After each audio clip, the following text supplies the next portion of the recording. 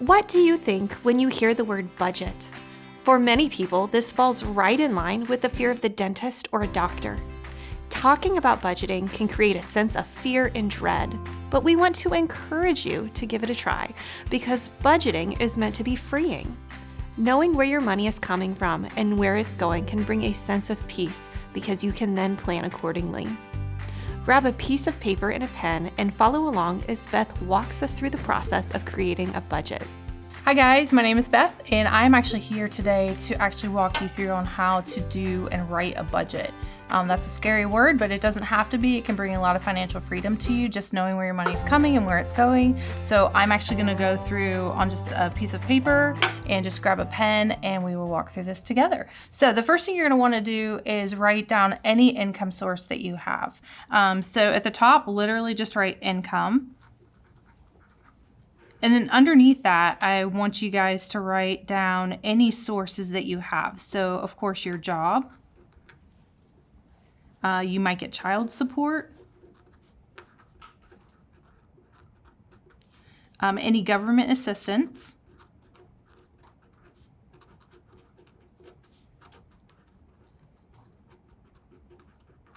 and then that would include any disability, any unemployment, anything like that. Go ahead and write that on that line. And then if you have any other sources of income, you can write them down below.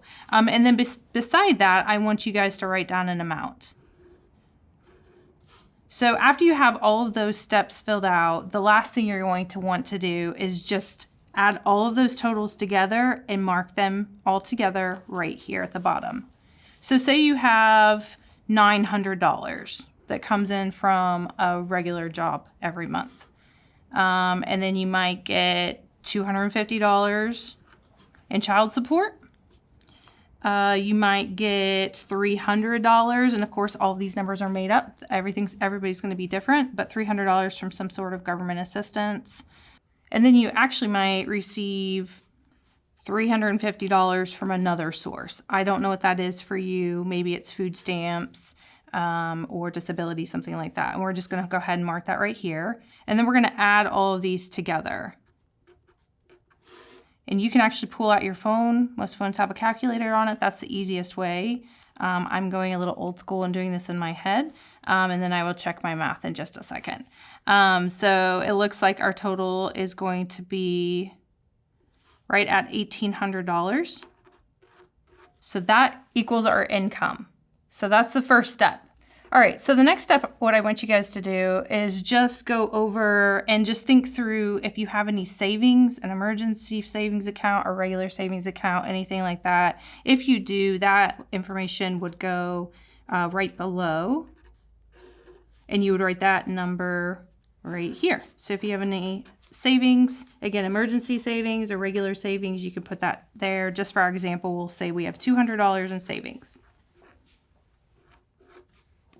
And then the next thing you're going to want to do is to just keep in mind some of the expenses that you are going to write down. We'll do that in just a second. But those type of expenses would be rent, utilities, phone, if you pay child support, any expenses that you could possibly think of, you're gonna wanna put those all down on paper, which we won't use this paper for. I'm gonna grab another piece and I'll walk you through that process as well.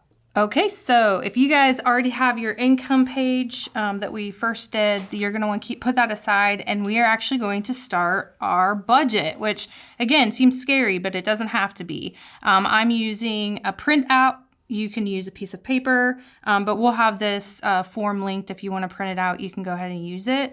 I have several different pens. You don't need multiple pens. I'm going to use this just to show you what the most important categories are, so you can budget those first. And of course, the first one is food. I'm doing that in green because that's a go. You should always plan to budget for food. Second category would be housing. Again, that's in green because you want to make sure that you have money for housing. Another category that it will always be green will be transportation. Whether you own a car or not, you need to make sure you have money to get from point A to point B.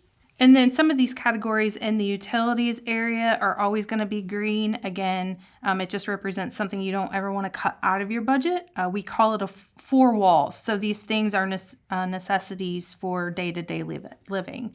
Of course, most people think that they can't live without internet. We can. It's inconvenient. We're going to go ahead and mark that in green now, but I'm not going to mark cable in green because that's always something we can cut out if we need to.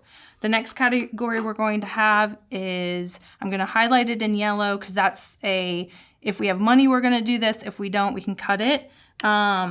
And that is, for now, it's clothing. Of course, this is an area that you would eventually want to save money for. So you always have money for clothing, but just to start out for our example, we are going to highlight that in yellow. And then everything in red is stuff that you can cut out of a budget if you don't have money to put into that for now. So cable, of course, is one of those. Entertainment, we don't always need to go out to dinner. We can eat food at home. Disability insurance, that is, although fantastic insurance, it's not always feasible. And then it looks like I forgot a few mandatory ones. One, of course, is health insurance. And then if you have small children and you absolutely need a sitter because you need to go work, then childcare is also a necessity. Life insurance, this is green. It can fall into the yellow category, meaning you might not be able to budget for it right off the bat, but eventually you will want life insurance. This is an extremely important part of a financial plan and a budget, but we can always go back to that. So now that I have these all highlighted and colored and stuff like that, I'm just going to stick with one color just so it's not confusing. I'm going to stick with green.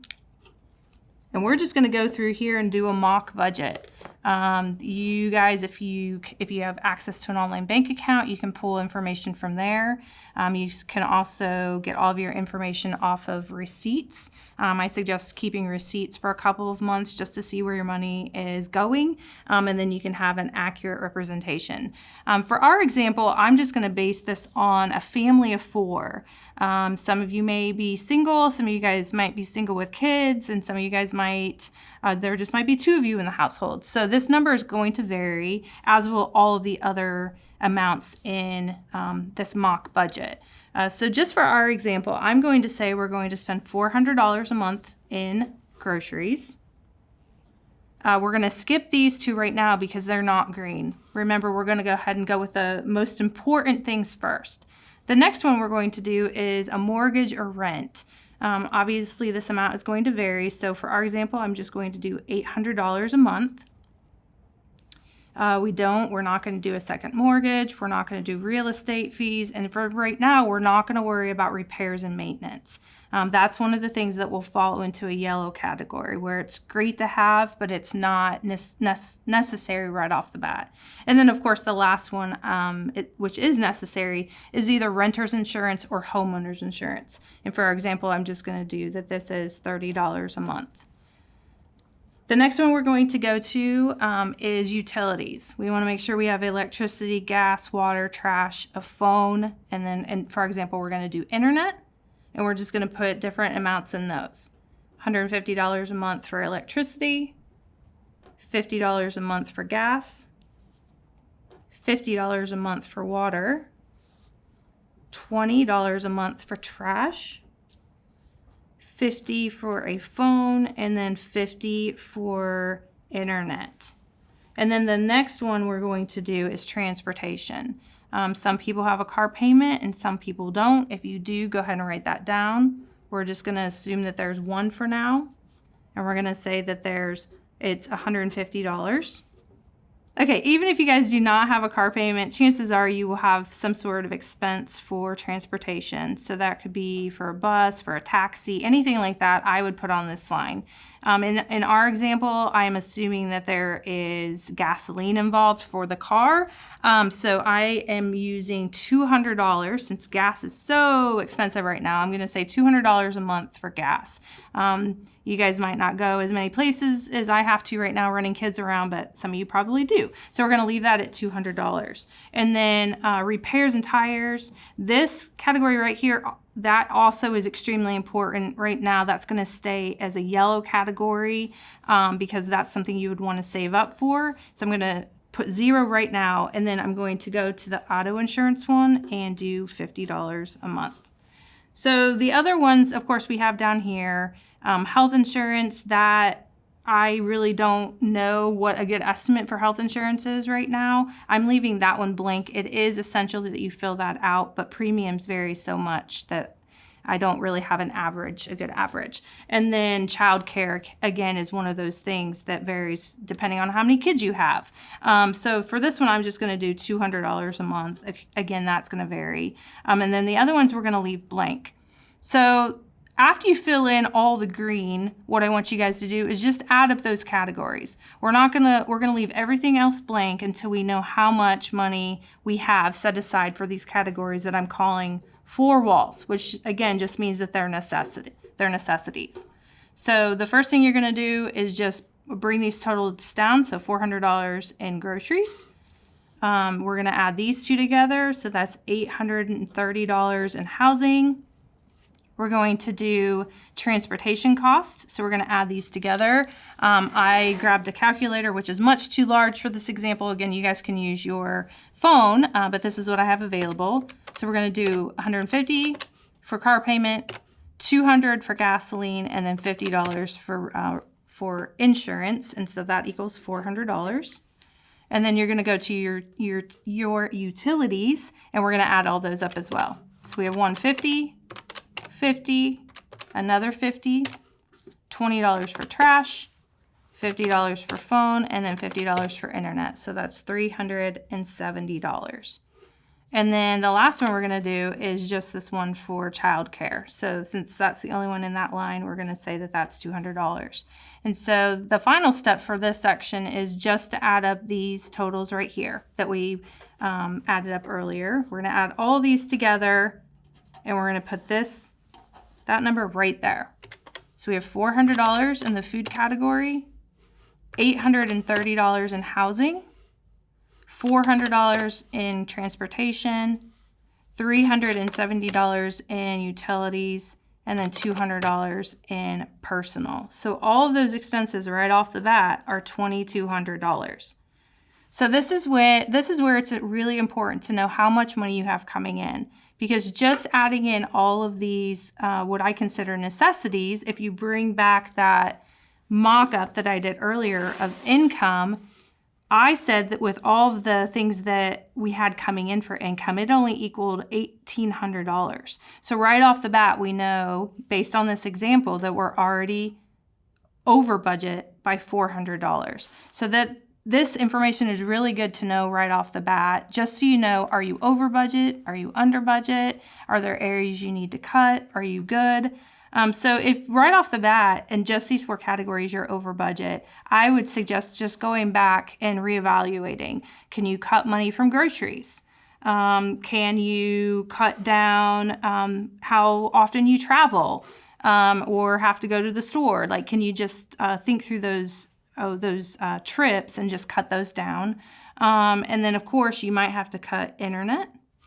Probably not your phone, because you need to be able to get a hold of people. And then these other ones are probably pretty static. So those aren't going to change. Those are going to stay the same. And then the only other one is childcare, which obviously isn't likely for everybody because you need childcare in order to work. So that one you might not be able to cut down either. So once you figure out all of your totals and see how much you're over or under, you can write that amount here. So again, in our example, we're over budget by $400. And this is a good place to stop for your first budget and go back to your income and say, okay, can I work more hours?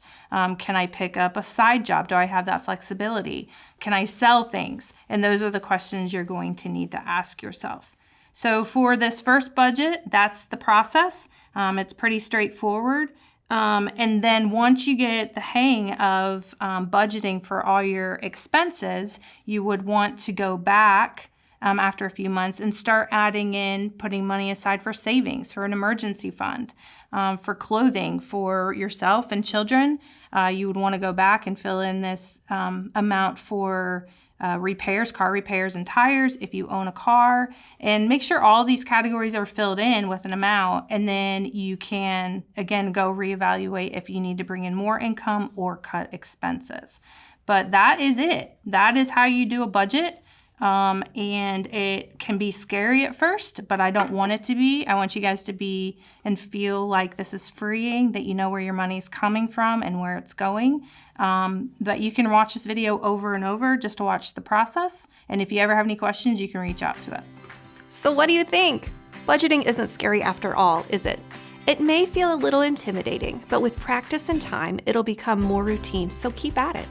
We believe that this process will help you more than you can imagine.